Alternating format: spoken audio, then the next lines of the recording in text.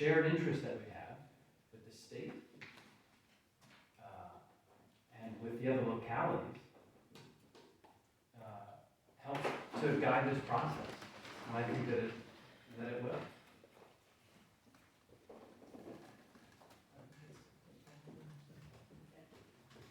Thank you.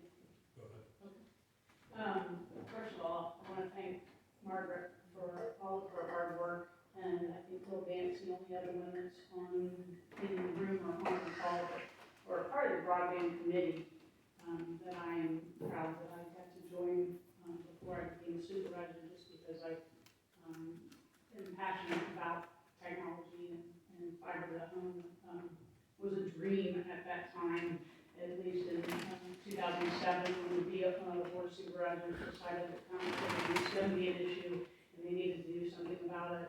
Or in 2017, with the broadband committee, there was a document that I found online called Rappahannock County Decision Points back in 2017, and one of it was specified that the county is willing to share / invest.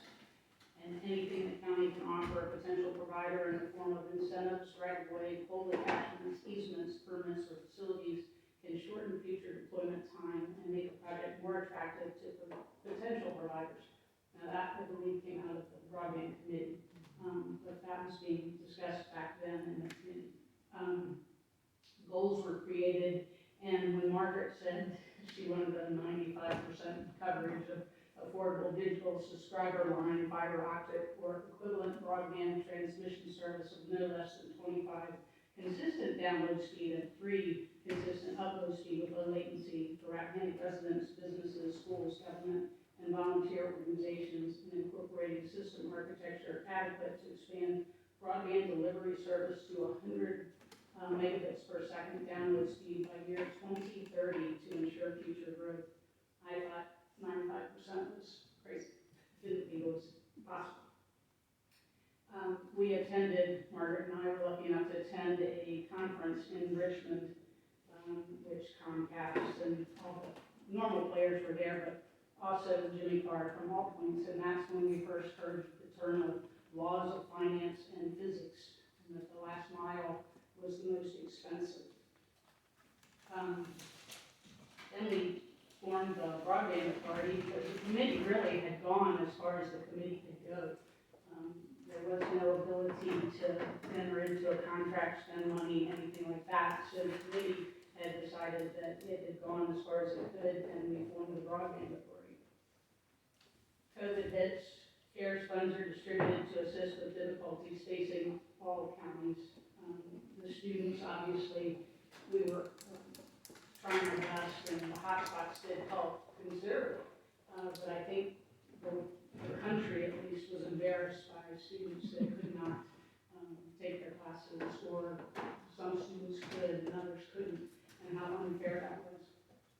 And then in August, late August, early September, I reached out because I was thinking this was a political issue. So I contacted Senator Obenshain, Delegate Weber, Delegate Gilbert, and Senator Warner's office. And they basically all agreed that this was an important opportunity for rural communities, and it was important to tap into resources that may not be available in the future. And that is the big point on this one for me.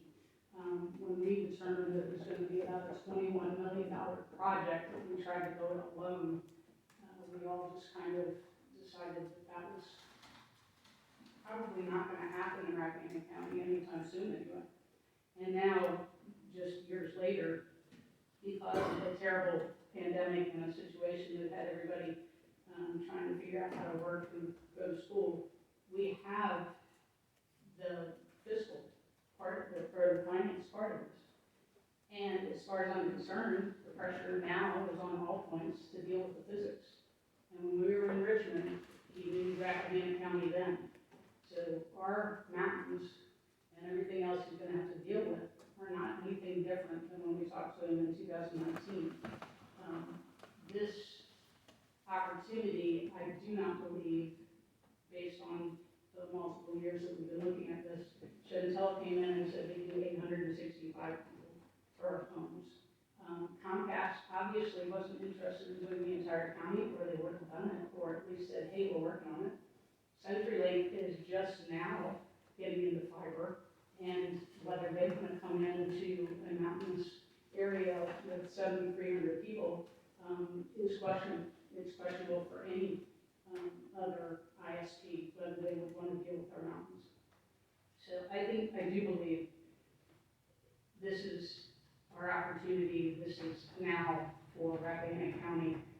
It is gonna take a while. We are gonna have hiccups, but I know how passionate the people in this county are to help each other. My guess is we're very, very well aware of things that go right and things that don't go right. And I will do my best, I can speak for me, to make sure that the citizens of this county get fiber to their home within that 12-month period guaranteed time, so they're not worried about a $40,000 maintenance fee that I was gonna have to pay on Bearwell Road to get Comcast to my house. So I do believe this is the time, and it's now.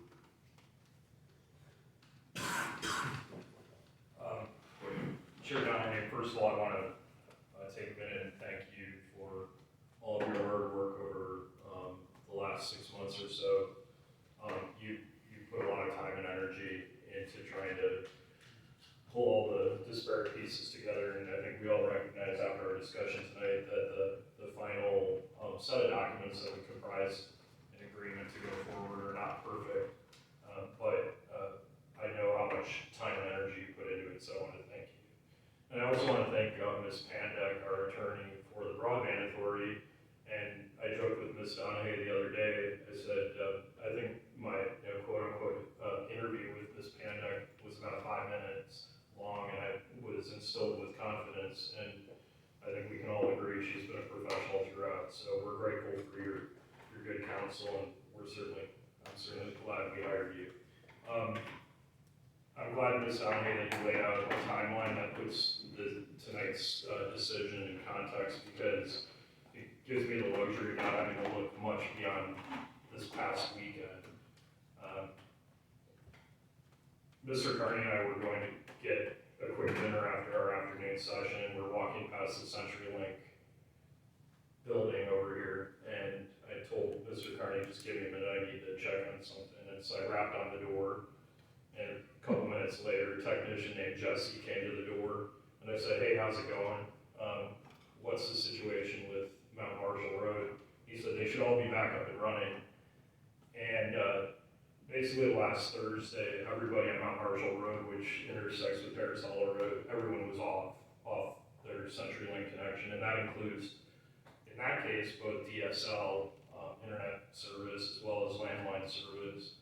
And in the midst of those not very densely placed houses on Mount Marshall Road lives a woman who's 100 years old, and I happened to be with her and her daughter the other day, and they had questions about what we were signing up to do and whether this potential fiscal agent agreement was imperfect and whether there wasn't some other option.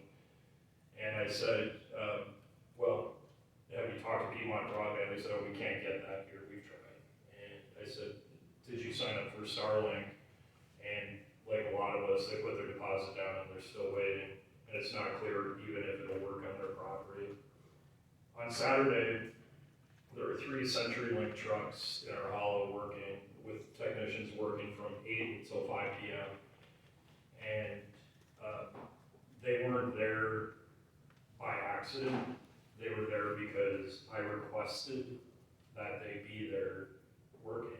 And I'm not asking for credit in this regard, but to make the point that I'm one of 5 on this board, and I represent about 1,500 people, more or less. And many of my constituents, unfortunately, are customers of CenturyLink. And so for the last 2 years, 2+ years that I've been on this board, I've spent a huge amount of time, and I'm happy to do it because I think it's the job I should do, a huge amount of time leaning on CenturyLink technicians. And Mr. Curry, Ms. Donahue, you're copied on many of the emails that go back and forth with CenturyLink management. for many of those constituents of mine who are on CenturyLink, they frankly cannot rely on CenturyLink for basic emergency communication. In many cases, they cannot compel Piedmont Broadband to serve them, nor can Piedmont Broadband in many cases serve them because of topographic limitations. And Starlink might be out there as a possibility, but it seems like that's not happening very quickly for many of us.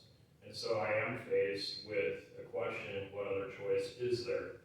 And we received a letter this morning that someone commented on during the public comment period. And the person said that they were tired of hearing this stupid argument that there are no other choices. I don't think it's a stupid argument. I just lived that argument all weekend long. And I recognize that there's risk here, and I don't want to beat that dead horse. I owe it to my constituents, and one thing Mr. Granger, I did say in the paper that was wholly accurate. In my view, I think it would be malpractice in some form if I did not vote in favor of this broadband initiative, because for me, it would be turning my back on all of those people I was out trying to help this weekend. So, you know, I can't kick the can down the road here, and, you know, to extend that metaphor a little bit, I was thinking it's not really a can, it's two cans connected with a string to reflect basically this failing communication infrastructure we have in our county. And certainly in my case, in my voting district, many citizens who have come to me and said by email, by phone, on the street, we've got to at least try. And I know that that's maybe not good enough and for some, and that we should somehow refine these agreements until they're perfect, but I think there are enough eyes on this that hopefully, like I was doing this weekend with all of us involved and being hands-on, will make sure that people are not forgotten, that during the 12 months of discounted drop availability that our constituents get hooked up, and I think it's on each one of us to make sure that that happens. And I'm certainly making a commitment here to be hands-on in this process to make sure that we get the product that we're expecting to be delivered to us in a reasonable time frame. With that, I will go ahead and move this along and put forward a motion. This is put forward a motion that the Rappahannock County Board of Supervisors and the Rappahannock County Broadband Authority adopt a joint resolution authorizing a fiscal agent agreement with the Northern Shenandoah Valley Regional Commission for the Regional All Points Broadband Value Grant Project.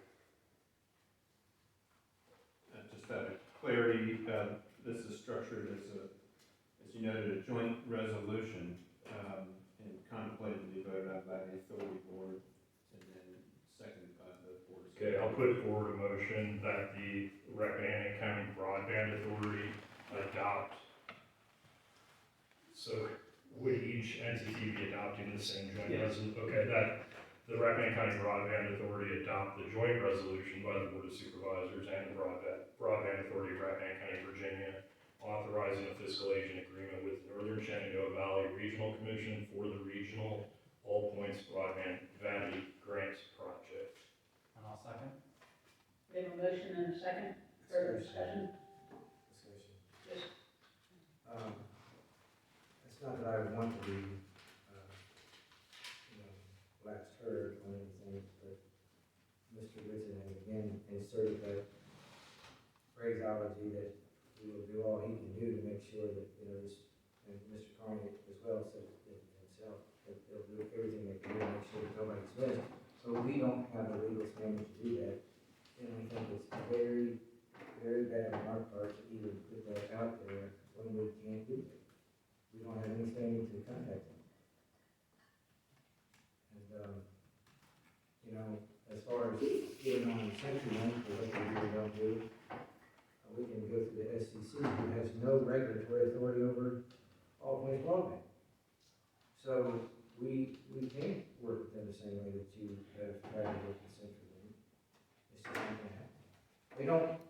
Again, I'm parroting myself on previous comments.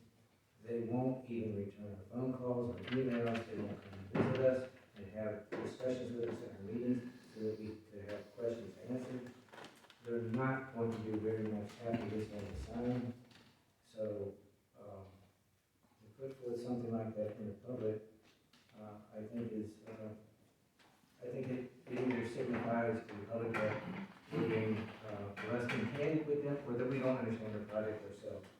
And I think I understand enough about the project to know that if they miss my part of the district or the county, there's not much I or this board collectively can do about it. Any other discussion? Hearing none, this is the Broadband Authority, roll call vote. Mr. Frazier? Nay. Ms. Smith? Nay. Mr. Whitson? Aye. Mr. Carney? Aye. And I also. I will, go ahead and put forward a motion that the Rappahannock County Board of Supervisors adopt a joint resolution by the Board of Supervisors and the Broadband Authority of Rappahannock County, Virginia, authorizing a fiscal agent agreement with the Northern Shenandoah Valley Regional Commission for the Regional All Points Broadband Patty Grant Project. I'll second. A motion and a second, discussion. I did just want to say, and this doesn't really relate to this motion, but you know, Mr. Frazier and I have brought it up many times on this board, that yes, we have filed complaints about CenturyLink with the SCC, the State Corporation Commission, but we have never filed an FCC complaint, a federal complaint, and we should do that. We should have done it a long time ago. I agree. And ask me how I know, because I used to handle them.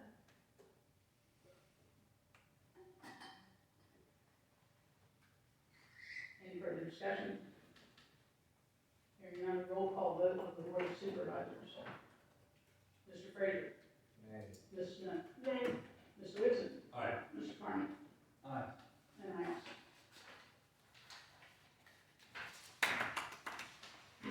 Madam Chair, I'll put forward a motion that the, Mr. Curry, I'm talking about a further allocation of,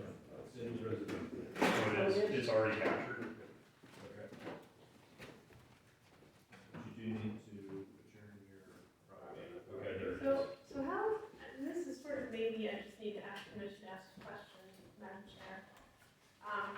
So, as I understand it now, if we've allocated all this ARPA money for this project, and the project deadline is December 2026, and the ARPA deadline, correct me if I'm wrong, Mr. Curry, is also 2026?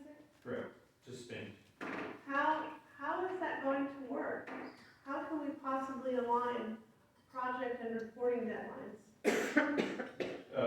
We need to obligate funds by December 31, 2024. This act tonight is an obligation of those funds. We need to spend those funds by the 26th. So, presumably with the various funds available to you, different pools, different grants, different donations, we will be able to structure the payment in such a way to ensure that the funds from ARPA will be spent by December 31st. Okay, that's a very critical piece of the puzzle, thank you. Do we have a motion for the Broadband Authority to adjourn? I'll go ahead and make that motion. I'll second. Thank you. We have a motion and a second, discussion. Hearing none, all those in favor say aye. Aye. Aye. Aye. Okay, we've now, just need a motion for adjournment? No, we got more work from Oh, this that's right. after. Should have